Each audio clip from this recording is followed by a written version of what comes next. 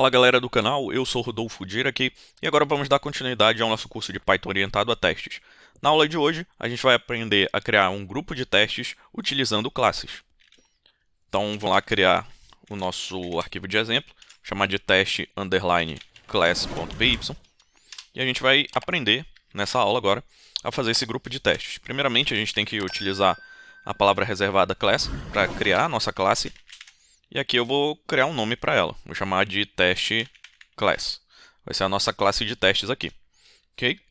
E aqui dentro eu vou definir como métodos dessa classe, né, os nossos casos de teste. Fiquem tranquilos que a gente não vai entrar em detalhes em relação à orientação a objeto. É só vocês acompanharem o código. Com o PyTest é super simples. Então vamos colocar aqui o primeiro método. Vou chamar de teste underline primeiro. Como é uma classe, a gente tem que passar esse parâmetro self aqui, né, para cada um dos métodos. Não esqueçam desse parâmetro aqui, senão vai dar erro. Tá? E aqui dentro eu vou colocar o meu caso de teste, que eu vou criar, por exemplo, uma variável chamada de name, né, com o nome do canal. Vou colocar aqui geofisicando. E aí, para fazer o teste, a gente já sabe do PyTest, eu utilizo a palavra assert. Eu quero verificar se name é igual a erro. Obviamente, o name é diferente de erro, esse teste aqui vai falhar. Meu próximo teste, vou colocar aqui teste underline segundo. Passo aqui a minha palavra self, né? Como pede a orientação a objetos. E aí eu vou fazer um outro teste, vou colocar um teste mais simples aqui. Assert 1 igual a 1. E aí colocar um outro teste aqui, assert 2 diferente de 3. Só alguns testes aleatórios aqui. Aqui ele vai verificar se 1 é igual a 1, aqui ele vai verificar se 2 é diferente de 3. Para rodar o teste, bastante simples utilizando o PyTest. Vou sair salvar aqui do VI, né, com ASCII-Shift 2.Q. E aí basta chamar PyTest. Como já está no padrão, né, o nosso arquivo já está no padrão do PyTest, ele vai reconhecer e vai executar aquele teste. Então, o que acontece aqui? Eu vou utilizar o módulo silencioso do PyTest, que a gente viu na aula anterior, bastando passar aqui a opção "-q", para ficar mais simples a nossa mensagem. Diminuir aqui. Olha só, o primeiro teste foi justamente aquele nosso teste primeiro que falhou, e o segundo passou, por isso que tem um pontinho verde aqui. E aí ele diz onde falhou. Olha, nessa assertion aqui, geofisicando, né, não é igual a erro. Estava esperando isso, mas isso aqui é falso. Então vamos corrigir lá no nosso caso de teste. Ao invés de erro, eu ponho aqui geofisicando. Vou sair e salvar. E agora eu vou rodar o PyTest. E aí os dois testes passaram. Bom, qual é a importância da gente dividir os nossos testes em grupos de testes? A importância é que a gente vai poder isolar esses grupos de testes e executá-los de maneira independente. Aqui eu vou colocar uma outra classe de teste. Vou chamar aqui de teste nova. E aí a gente vai fazer o seguinte. Vamos definir aqui o nosso teste terceiro. Tá? Vou colocar aqui self. A gente vai colocar uma seção simples aqui. 4 igual a 4. Tá bom? Esse aqui é o nosso teste e a gente vai executar somente esse teste aqui dessa classe teste nova. Vou sair e salvar. Para isso a gente chama PyTest, passando a opção "-k". E aí a gente quer executar somente a classe teste nova. Vou apertar Enter aqui. Olha a mensagem que o PyTest me retornou. Ele colecionou 3 itens, ou seja, tem 3 testes ali. 2 não foram selecionados, mas um foi selecionado, que é justamente, né, a nossa teste nova. E aí ele vai rodar para mim esses testes. E aí somente um pontinho apareceu aqui, significando que somente um teste foi executado e esse teste passou. Ok? Vamos agora executar os testes da classe anterior, que é teste class.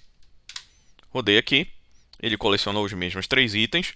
Um não foi selecionado, mas 2 foram selecionados da nossa classe teste class. Então tem 2 pontinhos aqui que passaram. E assim eu posso executar um grupo de testes específico, não preciso executar tudo a todo momento. Para finalizar essa aula, eu só preciso deixar uma precaução para vocês, um aviso, né? que é a questão de utilizar classes aqui no PyTest, né, é que esses testes eles não compartilham a mesma instância da minha classe. O que isso significa? Vou colocar aqui um exemplo. Por exemplo, vou criar aqui um valor dentro dessa classe aqui, vou chamar de value. Vou colocar aqui 10, por exemplo. Tá? Aqui no teste primeiro eu vou fazer o seguinte. No teste primeiro eu vou fazer o seguinte. Vou colocar aqui self, que é como a gente pode obter esse valor aqui da instância da classe. E aqui eu vou colocar .value. E eu vou mudar esse valor para 11. Tá? Vou mudar esse valor para 11. Aqui, como instância da classe ele é 10, aqui com self.value, no teste primeiro, eu estou mudando para 11. E aí eu vou fazer o seguinte. Vou chamar uma assert, verificando o seguinte. Se self.value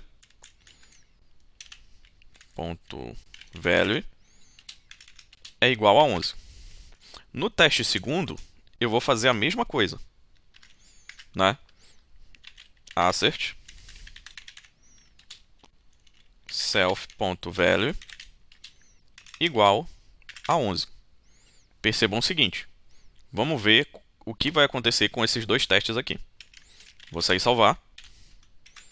Vou rodar o PyTest só a minha test class. O que aconteceu? O meu teste falhou. Vou aqui só diminuir um pouco para a gente poder ler a mensagem. Olha só o que aconteceu. Quem falhou foi o meu teste segundo. Ou seja, o meu primeiro teste passou. Significa que self.value é igual a 11.